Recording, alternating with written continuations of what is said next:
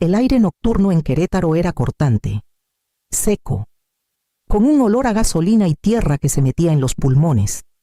Estaba parada bajo las luces fluorescentes que zumbaban en la gasolinera, aferrándome a las correas de mi mochila mientras la camioneta de Germán se alejaba. Su risa se mezclaba con los gritos alegres de su familia. Resonando en el estacionamiento vacío, Paloma se asomaba por la ventana, grabando todo con su celular, mientras la voz de Socorro se alzaba por encima del motor. «Que se relaje, no pasa nada». Los faros traseros se hicieron pequeños, como dos puntitos rojos en la carretera interminable, hasta que se perdieron en la oscuridad. Por un momento, me quedé mirando la carretera vacía, esperando que dieran la vuelta, como siempre hacían después de una broma pesada. Pero los minutos pasaron, y el silencio me apretó el pecho. Mi celular vibró en el bolsillo. Un mensaje de Germán iluminó la pantalla. «Nos vemos mañana. Aprende a reírte un poco». Mis manos temblaban mientras las llamadas empezaban a llegar. Primero, el buzón de voz con la risa de Paloma, como si yo fuera parte de su espectáculo. Luego Germán, con tono ligero. «Burlón, no seas exagerada. Ariana», una tras otra. Las llamadas se acumulaban, números conocidos, voces familiares, todas convirtiendo mi humillación en su diversión. Saqué mi cartera. Detrás de recibos viejos estaba la tarjeta bancaria azul que abrí hace años, a mi nombre de soltera. Algo que nunca le conté a Germán. Verla me dio calma, en lugar de miedo. Sentí una claridad que me sorprendió. «Llamé a Verónica», contestó al segundo timbre, su voz tranquila y segura. Cuando le conté lo sucedido, no se sorprendió ni me regañó. Solo dijo: «Ven, no necesitas explicar nada». Miré una última vez la carretera donde sus faros se desvanecieron y me di cuenta de que no tenía ganas de seguirlos esa noche, varada en una gasolinera a kilómetros de casa. Entendí algo que nunca me había atrevido a admitir: la broma más cruel también podía ser mi salida más limpia. Y al acercarme al teléfono público para pedir un ride hacia el este, los años de silencio dentro de mí comenzaron a romperse. En el camión rumbo al este, el zumbido de las llantas contra la carretera me arrulló en una calma extraña. Mi celular seguía apagado, la pantalla oscura, pero en mi cabeza las voces regresaban, más filosas que el viento del desierto. Podía vernos alrededor de la mesa de Socorro hace 2 Navidades, los cubiertos brillando, el aire cargado con el aroma del borrego asado. Paloma levantó su copa y dijo con una sonrisa: «Ariana es tan divertida como ver secar cemento». Las risas estallaron. Arturo fue el más escandaloso. Forcé una sonrisa, con las mejillas ardiendo, mientras Germán me daba palmaditas en la mano y murmuraba: «Tranquila, es familia». Esas palabras, que pretendían consolar, cortaron más hondo que el insulto. Otro recuerdo vino a mí: Socorro tocando la tela de mi blusa antes de ir a misa. «Este color te apaga. Ponte algo más alegre la próxima». Germán, desde la puerta, sonreía como si aprobara, como si mi cuerpo fuera un lienzo para que ella lo repintara. Los patrones eran infinitos bromas sobre mis libros, sobre mi forma de dudar antes de hablar, sobre cómo nunca encajaba. Cada una parecía pequeña por sí sola, pero juntas me fueron desgastando pedazo a pedazo, hasta que el silencio se volvió más fácil que protestar. Hace 2 años, empecé a traducir documentos de noche, con la luz suave de mi laptop como único testigo. Le dije a Germán que eran correos del trabajo, pero cada pago iba a una cuenta aparte. En ese momento, no podía explicar la urgencia, solo sabía que necesitaba un salvavidas que nadie pudiera tocar. Ahora, sentada en el camión con el desierto pasando por la ventana, deslicé esa tarjeta azul para pagar el pasaje de 500 pesos.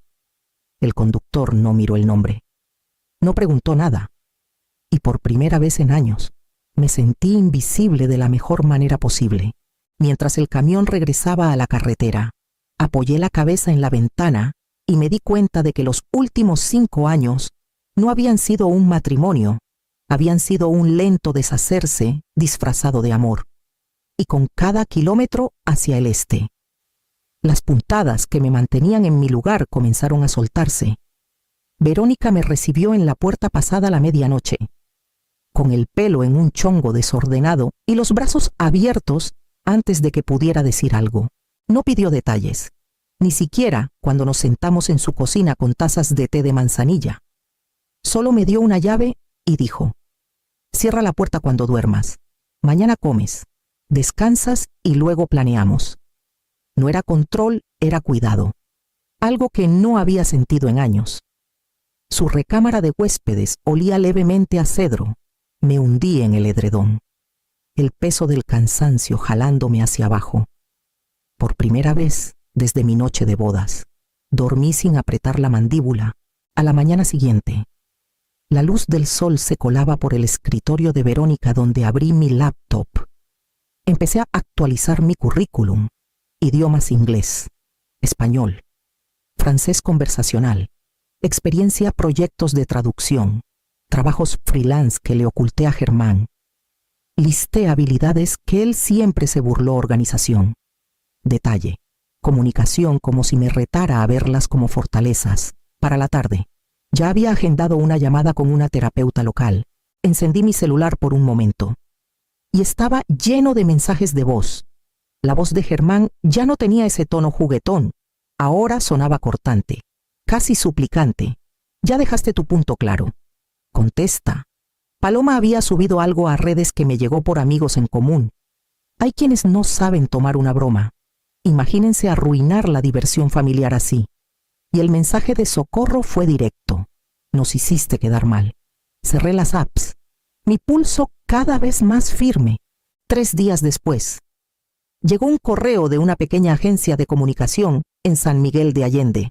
Necesitaban a alguien bilingüe para proyectos con clientes y preguntaban si podía entrevistarme la siguiente semana por una tarifa inicial de 1,500 pesos por proyecto. La posibilidad encendió algo en mí, pero no se quedó en privado por mucho tiempo. De alguna forma, Socorro se enteró por un conocido, y su desaprobación se extendió como humo antes de que la chispa siquiera prendiera. Guardé el correo en una carpeta y me recosté, dándome cuenta de que empezar de nuevo podría ser más sencillo de lo que había imaginado, pero nada en mi viejo mundo se quedaba callado por mucho tiempo. La oficina en el centro de San Miguel de Allende era más pequeña de lo que esperaba. Escondida arriba de una cafetería que olía a granos tostados y canela, me senté frente a la directora, con las palmas húmedas pero la voz firme. Cuando preguntó por el hueco en mi currículum, no titubeé. Separación familiar, dije simplemente, sin dar más. Ella asintió. Pasó al siguiente punto y 20 minutos después sonrió. «Queremos probarte 2 semanas. Veamos cómo encajamos». Al salir a la calle, me sentí más ligera que en años. Esa tarde, mantuve mi cita con la doctora Vargas. La terapeuta que Verónica me recomendó escuchó en silencio mientras le contaba sobre la gasolinera, las risas, los mensajes. Cuando hice una pausa, dijo: «No escapaste de una broma, escapaste de un abuso emocional disfrazado de humor».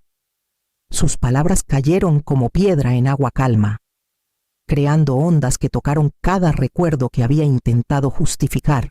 2 días después, me senté en una peluquería y le pedí a la estilista un corte recto a los hombros, el estilo que siempre admiré, pero nunca me atreví a llevar.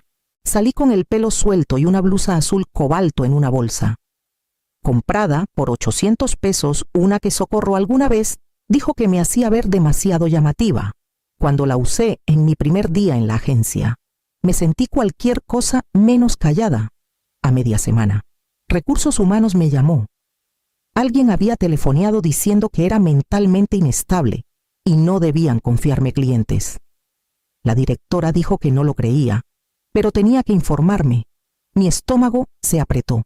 No era difícil adivinar de quién venía esa voz.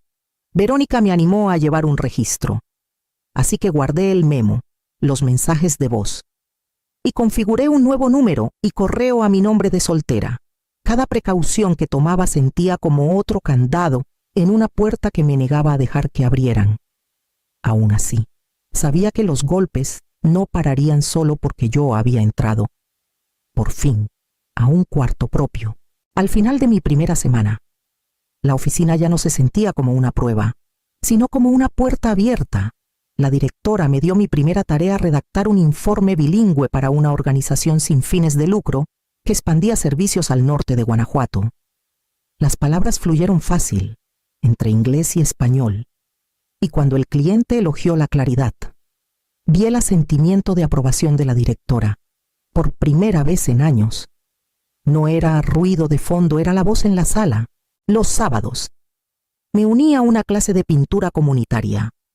El taller olía a trementina y café, y me encontré sentada junto a dos mujeres, Clara y Nuria, que charlaban sobre colores y pinceladas sin mencionar una sola vez a la familia Arriaga.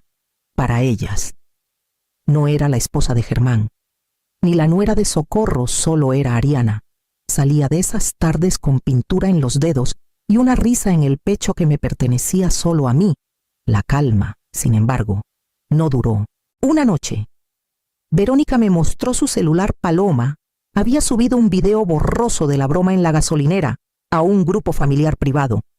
Las risas se filtraban por el audio, aunque los rostros no se veían. Arturo, que normalmente callaba, escribió: Germán, arregla esto antes de que se vea mal. Mi estómago se contrajo. No les preocupaba yo, les preocupaba el qué dirán. Al día siguiente, Socorro llamó. Su voz era suave, como si hablara del clima. La familia perdona. Ariana, no te pases. Estas cosas pasan. No respondí. Dejé que sus palabras quedaran en el buzón como ruido estático. A media semana, Recursos Humanos me pasó otro reporte: un segundo ciudadano preocupado, cuestionando mi estabilidad. La redacción era demasiado familiar, el momento demasiado preciso. Sentí el viejo pánico jalándome, pero lo empujé hacia abajo y comencé un registro de acoso. Fechas, horas, capturas de pantalla. Incluso agendé una consulta con una abogada, que me aseguró que podía establecer límites y preservar evidencias. Esa noche, en la mesa de Verónica, con archivos esparcidos junto a una taza de té que se enfriaba, mi trabajo, mi clase de pintura, mi propia línea telefónica, todas eran piezas de una vida que se reconstruía. Pero aún desde la distancia, el alcance de la familia apretaba, recordándome que no tenían intención de dejarme ir sin hacer ruido, y al mirar la carpeta frente a mí, entendí que esto ya no era sobre escapar, sino sobre demostrar. La noticia del video se filtró más allá de lo que Paloma planeó. Alguien del grupo familiar lo reenvió, y en días los murmullos llegaron a los compañeros de trabajo de Germán, por lo que supe por conocidos. Arturo fue el primero en ceder, en una cena de domingo. Admitió que la broma se veía mal. Su voz, tan baja, que Socorro le soltó un regaño por deslealtad. Paloma, que antes lo había encontrado graciosísimo, ahora hablaba preocupada de problemas legales si el video se esparcía. Socorro puso la culpa en Germán. Tú debiste controlarlo. Tú dejaste que se filtrara. La familia que antes reía junta, ahora se echaba culpas entre sí. El círculo de amigos de Germán también empezó a achicarse. Los que antes le daban palmadas en la espalda, ahora lo evitaban en los bares. No querían que los relacionaran con la historia. El brillo de ser el líder de las bromas se opacó hasta volverse algo patético. Sin dormir y ansioso, volvió a llamarme. Su voz ya no traía la burla presumida que conocía tan bien. Ahora murmuraba sobre extrañarme, sobre la familia que se deshacía, sobre cómo nada de esto habría pasado si yo solo hubiera vuelto sin hacer ruido. Incluso en su sinceridad, el centro seguía siendo él. Mientras su mundo se resquebrajaba, el mío se hacía más firme.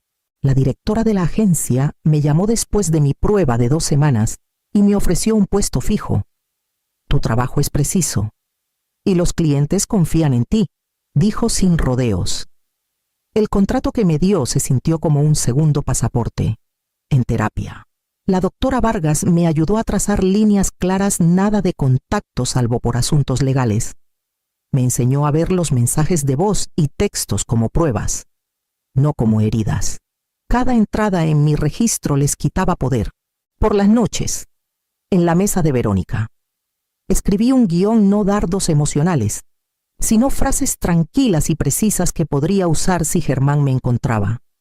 Me abandonaste. No quiero contacto. Cualquier intento debe ser por canales legales. Al leerlas en voz alta, mi voz ya no temblaba. La misma familia que antes rugía de risa, ahora se astillaba en culpas y en su búsqueda de un chivo expiatorio. Sabía que no pasaría mucho antes de que el reflector volviera a apuntarme. El sol de la tarde bañaba la plaza cuando salí del taller de pintura. Con un leve olor a óleos y trementina en la ropa, Germán estaba recargado contra su coche al otro lado de la calle. Más flaco de lo que recordaba. La ropa arrugada, los ojos enrojecidos. Por un instante, me quedé paralizada, aferrando mi estuche de pinceles. Ariana, dijo, enderezándose. Su voz se quebró, menos segura de lo que nunca la había oído. He cambiado. Mamá y Paloma se pasaron. Nunca debí dejar que ocurriera. Primero las culpó, como si yo hubiera sido solo un daño colateral de su crueldad. Luego sus hombros cayeron, y sus palabras se suavizaron en arrepentimiento. Por favor, estoy perdido sin ti. Negué con la cabeza y señalé la cafetería en la esquina. Aquí no. Si quieres hablar, es en público. Y Verónica se nos unirá. No me acercaría a su coche. No repetiría el error de quedarme sola, tomando café. Expuse los hechos sin rodeos. Te tomó 8 horas siquiera llamarme esa noche. Y cuando lo hiciste, tus mensajes se burlaban de mí, me decían que no fuera exagerada. ¿Lo recuerdas? Su mandíbula se tensó y miró la mesa. Justo entonces, su celular se iluminó. Contestó sin pensar, y la voz de Socorro salió alta por el altavoz. Tráela a casa sin alboroto. Germán, no hagas un show. Él colgó torpemente, con el rostro pálido. Respiré hondo. Debes saber algo. Tengo asesoría legal. He guardado cada llamada, cada mensaje de voz, cada intento de difamarme. Cualquier contacto será a través de mi abogada. Mi voz no se alzó. No titubeó. Los ojos de Germán se llenaron de lágrimas. Pero esta vez no sentí compasión. Había pasado demasiados años confundiendo su debilidad con amor. Ahora, frente a una mesa de café, vi claro que su súplica era solo otra versión de la misma actuación de siempre. Una que ya no tenía poder sobre mí.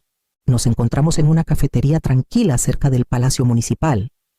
De esas donde nadie se queda lo suficiente para escuchar. Germán lucía desgastado.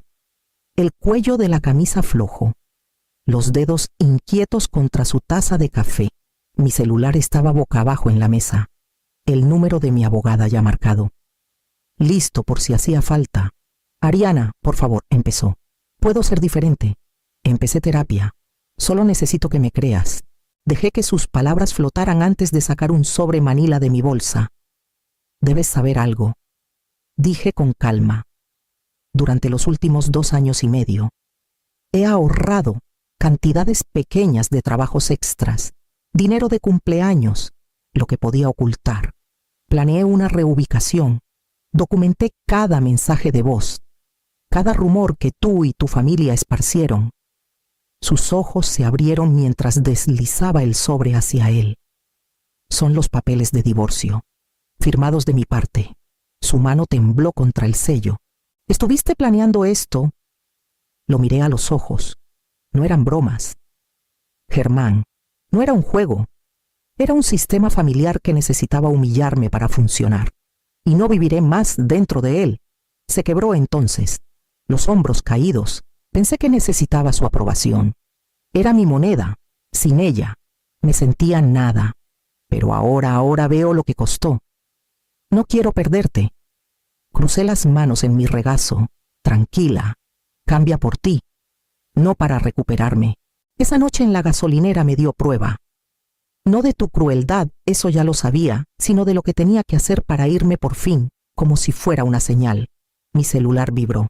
Un mensaje de Socorro. Si presentas esos papeles, nos aseguraremos de que todos sepan cómo eres en realidad. Lo reenvié a mi abogada sin apartar la mirada de Germán. Se limpió la cara con el dorso de la mano. En silencio, y me levanté de la mesa, sintiendo cómo el peso de años se deslizaba de mis hombros al salir al aire libre. La llamada de la directora llegó un lunes por la mañana.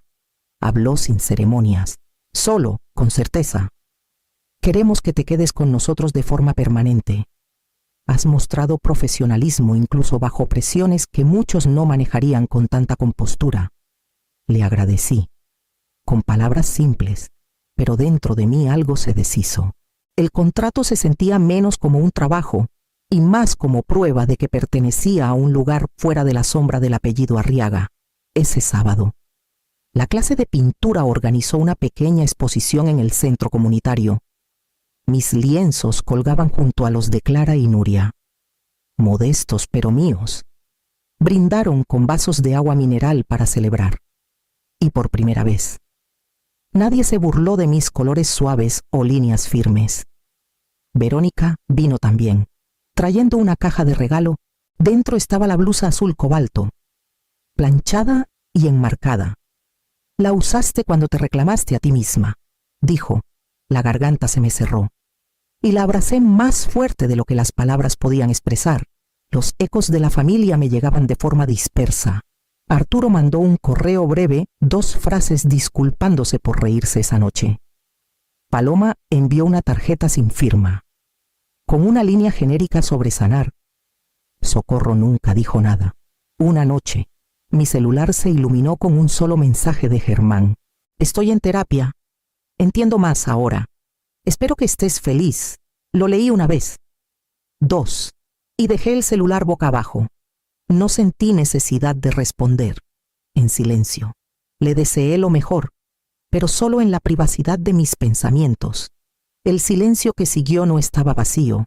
Era firme, como una marea calma, y en esa quietud entendí por fin cómo la paz podía asentarse en los rincones de mi vida sin necesidad de anunciarse. Era suficiente para llevarme hacia lo que viniera después. 1 año después. Mi departamento en San Miguel de Allende es completamente mío. Las paredes están salpicadas con mis propios cuadros, paisajes del desierto, retratos, estudios de luz y sombra, y los alféizares están llenos de plantas que Verónica me ayudó a elegir. Mi calendario está repleto de fechas límite con clientes y una caminata anotada para el sábado por la mañana. Es un ritmo construido a mi manera, firme y sin prisas. Por conocidos, me llegan pedazos de lo que pasó con la familia Arriaga. Discutieron durante meses después de que el video se filtró. Cada uno culpando al otro por la vergüenza. Arturo se alejó.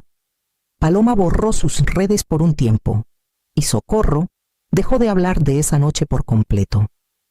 El video mismo desapareció, retirado en silencio. Su consecuencia es el peso de algo que no pueden nombrar pero no olvidan. No siento triunfo al saberlo, solo una calma sentada. No los derroté, no les probé nada en sus propios términos. Solo me salí y seguí caminando. Eso bastó. La elección no fue sobre ganar, fue sobrevivir. A veces me sorprendo tocando el marco de la blusa azul cobalto, aún colgada en mi pared. Me recuerda que no necesitaba pelear por su aprobación. Solo necesitaba reclamar mi propia voz. La gratitud me llena, pero sin nostalgia. No estoy agradecida por ellos. Estoy agradecida por mí, por la mujer que dejó de esperar permiso para irse. Cierro la puerta tras de mí y giro la llave. El cerrojo suena suave. El aire del desierto afuera está vivo, lleno de posibilidades. Al caminar hacia la calle bañada de sol, sé que la misma carretera que me dejó atrás es la que me liberó. Si la carretera que me dejó atrás es la misma que me liberó, ¿qué podría ser posible el próximo kilómetro